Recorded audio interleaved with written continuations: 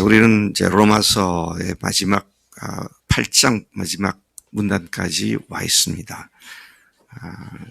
성경에서 가장 빛나는 다이아몬드의 빛나는 부분이라고까지 말하는 8장의 마지막 최클라이막스, 최절정에 도달하고 있는 말씀을 오늘 읽었습니다.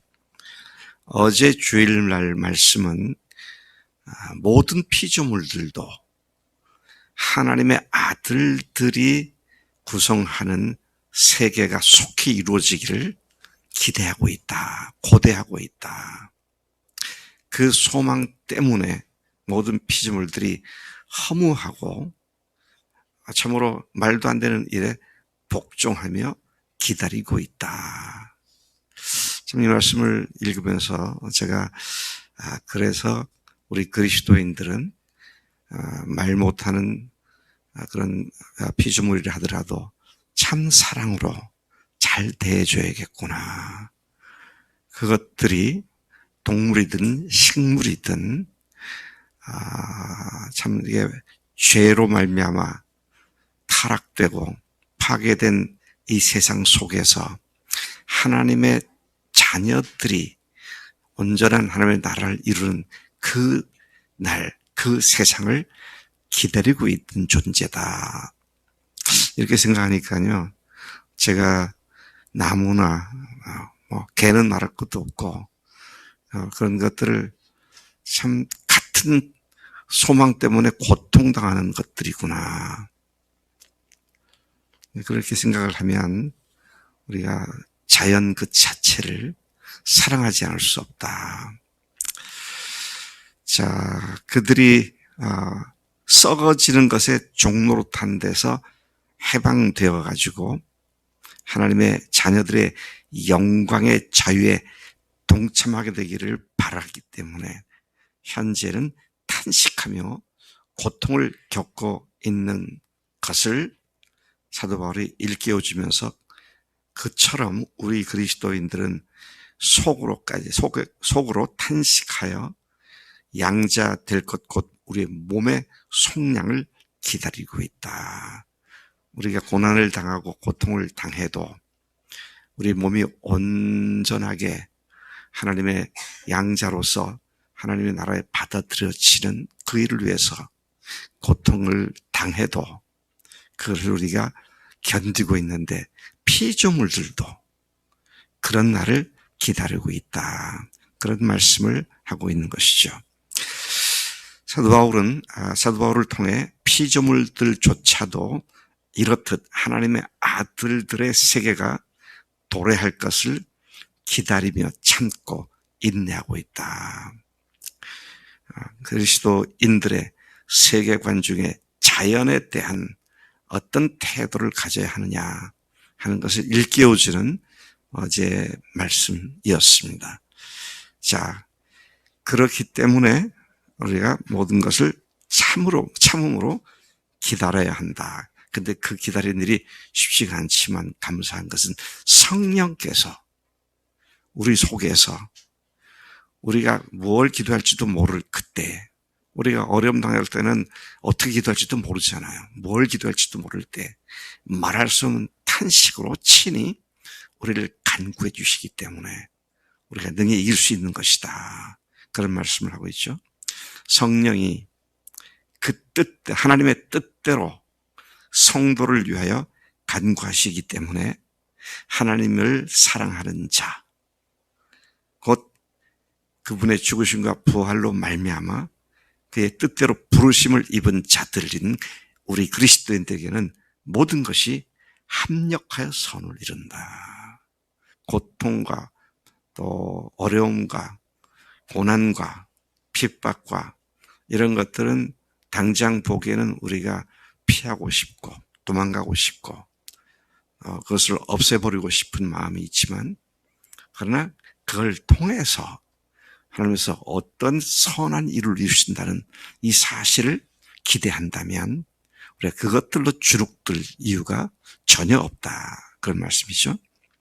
모든 것이 하나님의 선을 모든 것이 합력하여 선을 이루게 되는 것이 우리 안에 계신 성령님께서 그 모든 것을 견딜 수 있도록 기도하시기 때문이다.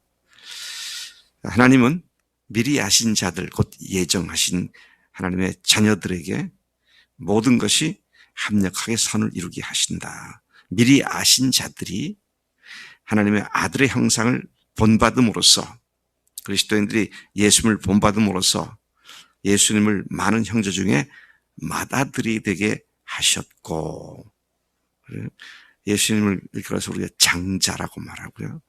우리가 그분의 자녀들이, 형제들이 되었는데 우리가 예수님과 같은 모습으로 살아갈 때에 그 영광스러운 날을 누리게 되는 것이다. 자, 그래서 주님께서 뭐라고 말씀하셨습니까? 미리 정하신 자들을 부르신 그들을 의롭다 하셨고, 의롭다 하신 그들을 영화롭게 하셨다. 끝.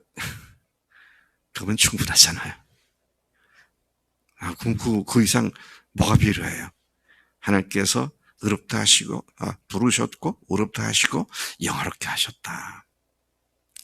여러분 그렇게 믿으시죠? 그래서 31절부터 그러니 이제 더 무슨 말 하겠느냐? 무슨 말이 필요한가? 하나님께서 우리 편이 되셨으니 누가 감히 우리를 대적하여 우리와 맞서겠는가?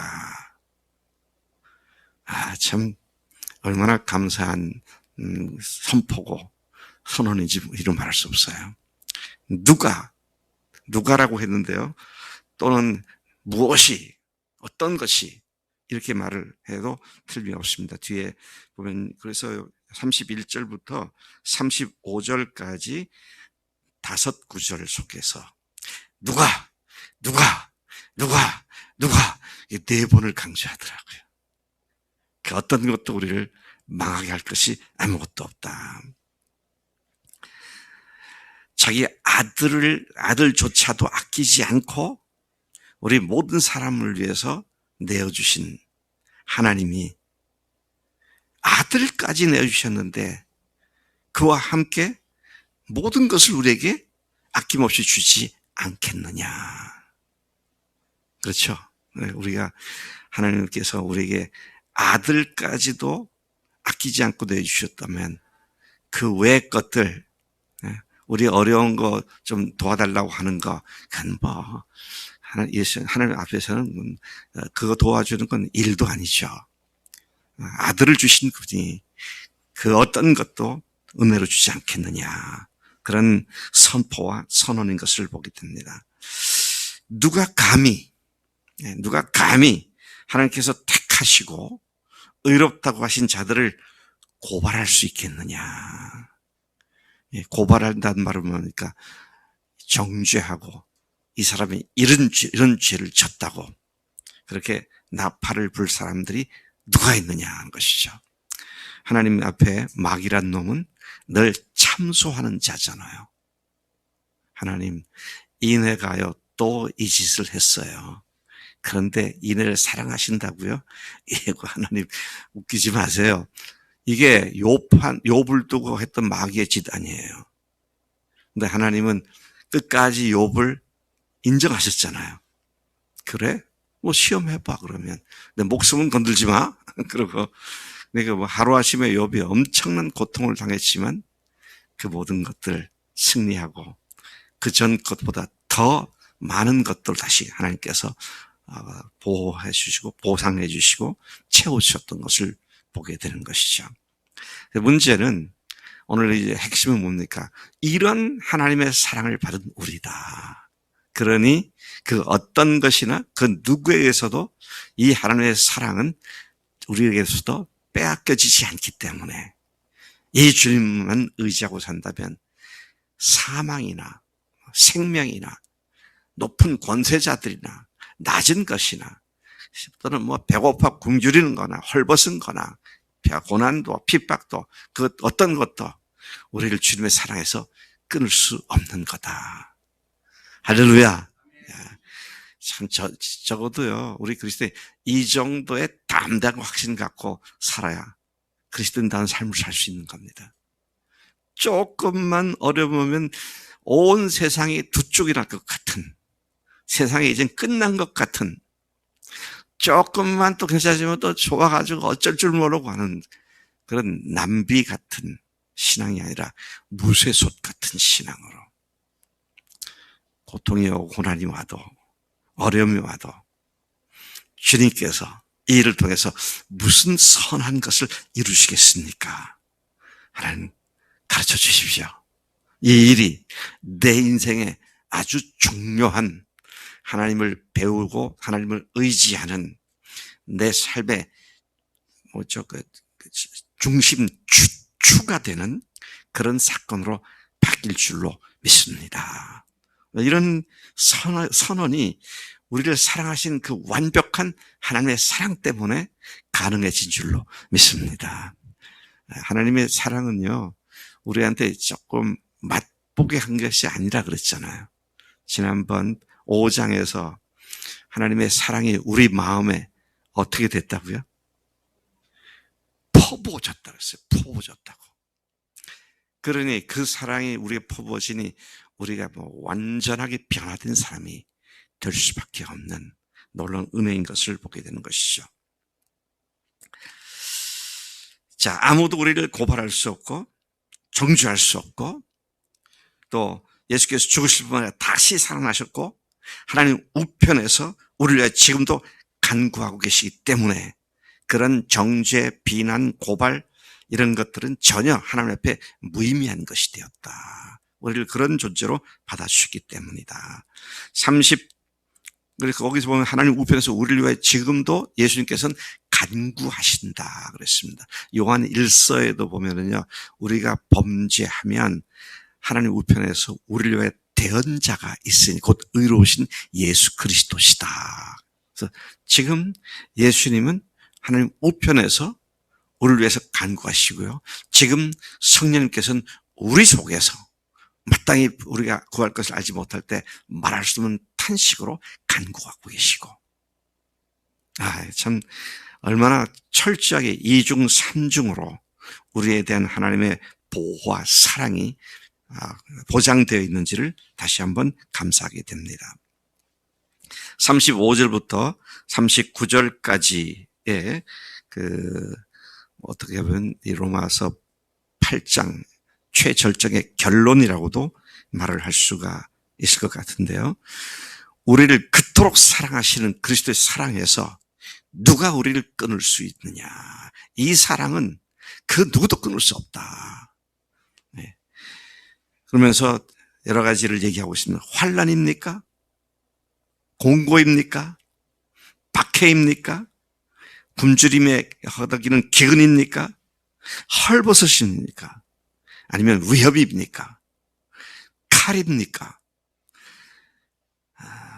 하나님께서 그리스도의 죽으심과 부활을 하심을 믿는 우리에게 베푸신 사랑은 참으로 놀라운 사랑이죠. 이러한 사랑을 가진 우리이기 때문에 어떤 어려움과 아픔과 고통도 마치 이 세상에 끝장나는 것 같은 불가항력적인 문제로 압도당한다 할지라도, 심지어 죽음을 직면하고 있다 할지라도 그 죽음 뒤에 부활이 있음을 우리가 믿는 것처럼 고통과 고난과 또 어려움과 그 모든 것 뒤에는 하나님의 생명의 빛으로 빛나는 하나님의 복이 기다리고 있기 때문에 그런 것들에 대해서 우리가 좌절, 낙심 또는 포기하고 그렇게 하지 않고 주님을 의지하고 나아가는 우리가 되는 것이다. 참 엄청난 놀라운 선포이고요. 담대한 하나님의 사랑을 주장하는 믿음의 자세인 것을 보게 되는 것이죠. 여러분도 이런 믿음이 있으시죠? 예, 거뜬합니다. 문제 없어요. 걱정 없습니다. 왜? 죽음을 넘어선 부활의 능력이 우리 가운데 있기 때문이죠. 여러분 기억하시죠? 빌립보서 1장에서 사도 바울이 빌립보 교인들을 위해서 내가 기도할 때마다 너희를 위해서 간구한다. 첫째는 뭘 위해서 간구한다 그랬습니까? 너희를 구원하시는 하나님의 능력이 얼마나 큰 것인지를 알게 되도록 기도한다. 또 뭘 기도한다 그랬어요?